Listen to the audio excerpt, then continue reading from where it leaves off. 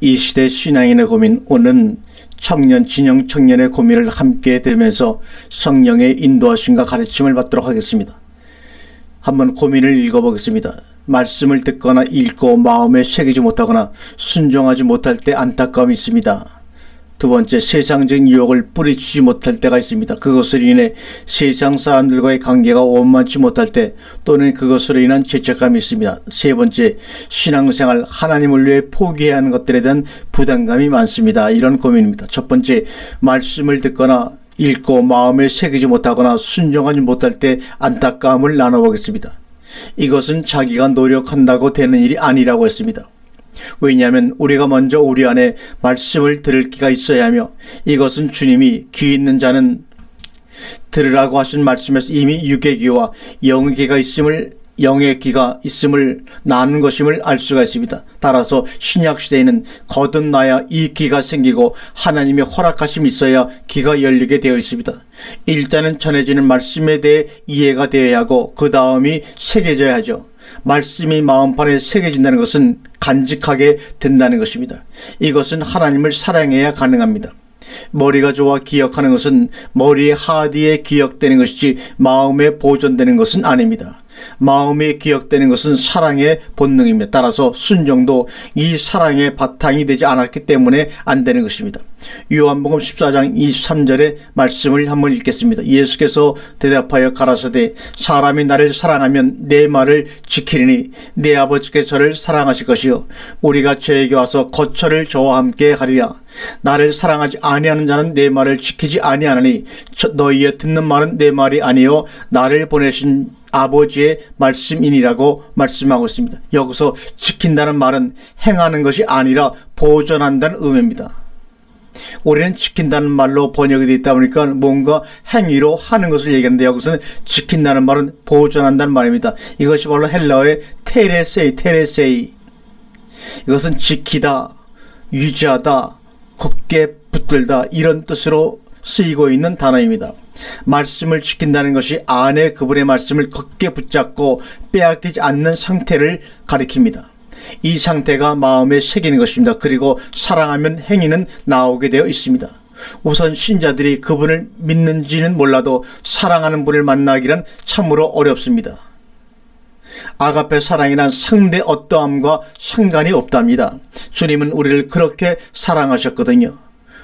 우리가 그분을 우리 안에 영접하고 그분의 말씀을 새긴다면 그 사랑이 우리 안에 들어와 있는 것입니다. 그래서 로마서 5장 5절에 소망이 부끄럽게 아니하면 우리에게 주신 성령으로 말미암아 하나님의 사랑이 우리 마음에 부음바 됨이니라고 기억되어 있습니다. 우리에게서 순종의 행위가 나가려면 듣는 것부터 제대로 되어져야 합니다. 듣기만 하는 것을 말하는 것이 아니고 들어서 얼마나 잘 이해했느냐를 말하는 것도 아니라 자기 안에 믿음과 얼마나 잘 화합했느냐 하는 것입니다. 안에 계신 믿음의 존재와 하나 되고 일치되어야 합니다. 자기가 믿습니다를 연발하며 믿는 자기 신념이 아니란 말입니다. 입에 붙은 아멘 소리도 도움이 되지 않습니다. 우리가 필요할 때 정말 아멘으로 화답해야 하고 믿는다는 고백도 해야 합니다. 그러나 습관적으로 입에 붙은 소리는 아닙니다. 그런 것들은 그런 답을 유도하는 유치원식 교육의 부산물일 뿐입니다. 믿습니까 하고 외치면 아멘하고 화답하는 식이죠. 참으로 그분을 사랑해서 자원하는 행위가 나올 때까지 그분의 말씀을 잘 청종하여, 순종이란 원의 뜻이 바로 청정이죠. 청정의 안에 계신 그분과의 말씀과의 은밀한 교통을 나누시기를 권합니다. 여기서 은밀한 고통이라는 것은 대세겸제를 해보고 묵상을 하는 것입니다. 아가서에 나온 사랑의 미를 그분과 단둘이 나누세요. 여러분의 마음의 골방에서 말입니다.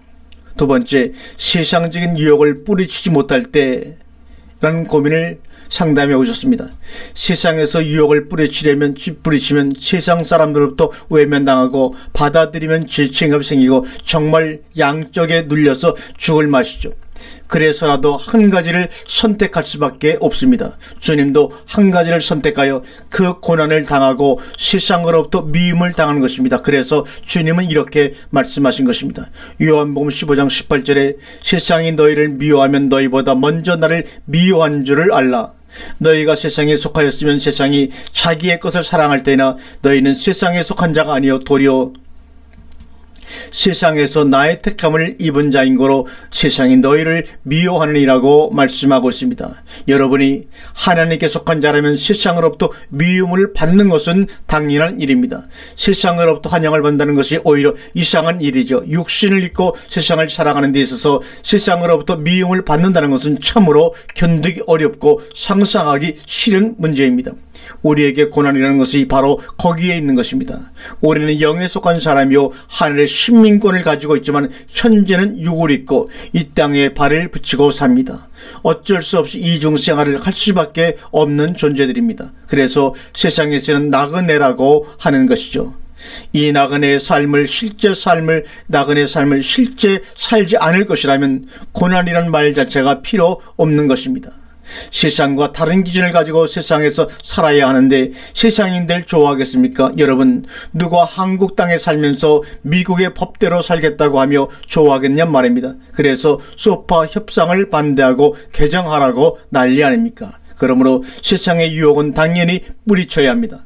그렇지 못하겠거든 자기 신앙의 수준대로 솔직하게 사십시오. 그러면서 고민하고 말씀은 끊이지 말고 들으십시오. 그러면 생명의 말씀이 치료의 역사와 함께 생명의 공급도 아울러하며 치료해 나갈 것입니다.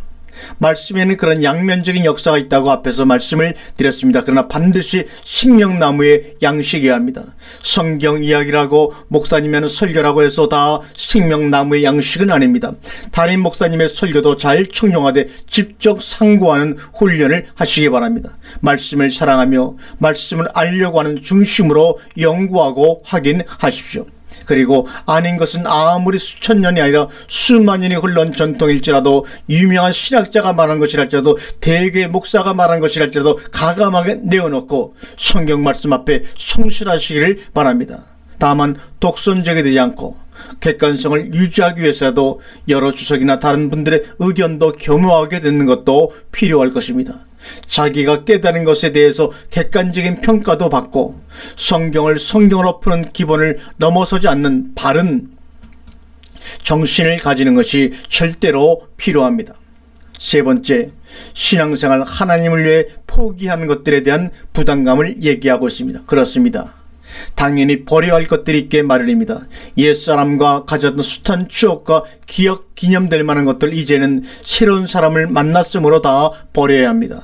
전혀 다른 사랑을 쌓아가야 하기 때문입니다. 우리가 포기하는 것은 사실 자기 목숨까지입니다.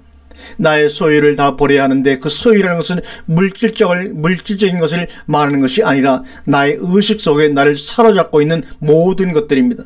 그것들은 부모, 처자식, 형제, 집 짓고 사고 팔고 심고 거두고 하는 모든 것들, 여러분들이 하나님을 알고 닮아가는 데 있어서 하나님의 말씀보다 더 영향을 받는 요소들은 모두 당신의 소유인 것입니다. 그런 것들을 포기하라는 것입니다. 사람은 사랑하는 것에 영향을 받게 되어 있습니다.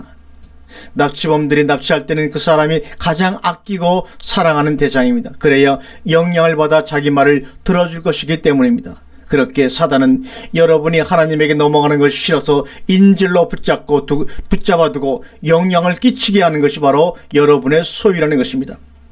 모든 신자가 알아야 할 것은 바로 이 부분까지, 자기 소유를 다 내놓는 것, 이 부분까지 인정받지 못하면 그 사람은 아직 온전한 하나님의 사람이 아니라는 것입니다. 아브라함의 믿음의 후손이 아니죠. 아브라함의 믿음의 결정판이 어디였습니까? 여러분이 잘 아는 대로 창세기 22장 8절과 12절까지의 말씀 속에 기록 나타나 있습니다. 아브라함이 가로되 아들아, 번제할 어린 양은 하나님이 자기를 위하여 친히 준비하시리라고 두 사람이 함께 나아가서 하나님이 그에게 지시하신 곳에 이른지라.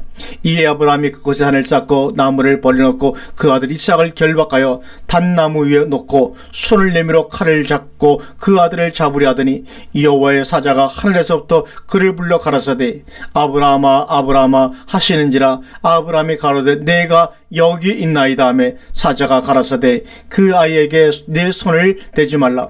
아무 일도 그에게 하지 말라. 내가 내 아들 내 독자라도 내게 아끼지 아니하였으니 내가 이제야 내가 하나님을 경외하는 줄을 알리라고 말씀을 하셨습니다.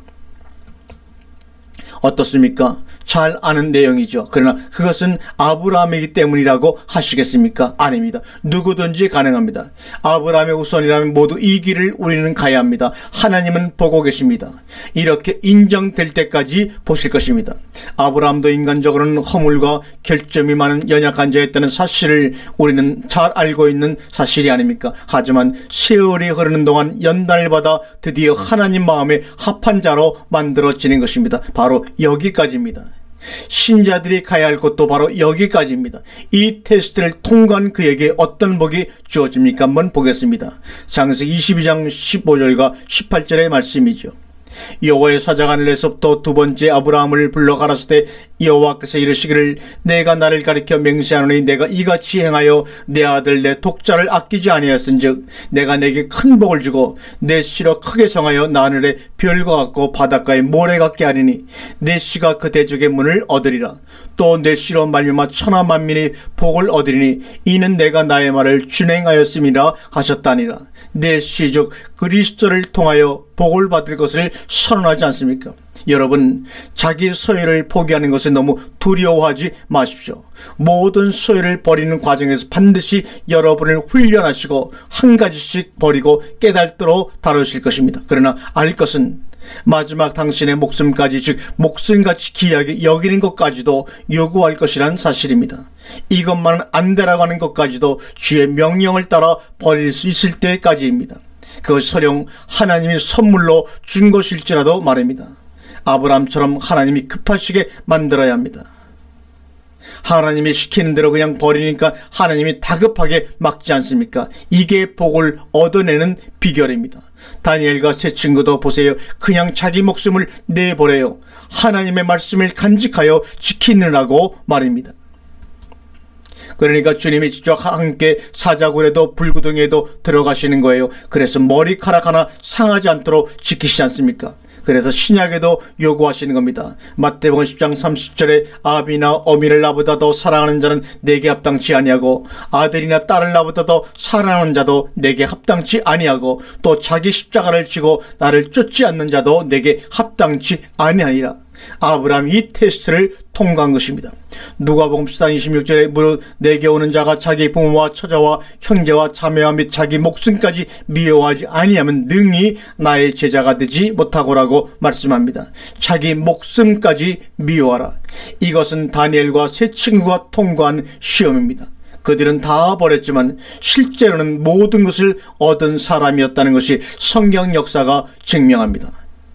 당신은 성경을 진정으로 믿습니까? 믿는다면 저들처럼 왜 못 버리십니까? 왜 고민하시느냐는 말입니다. 아멘.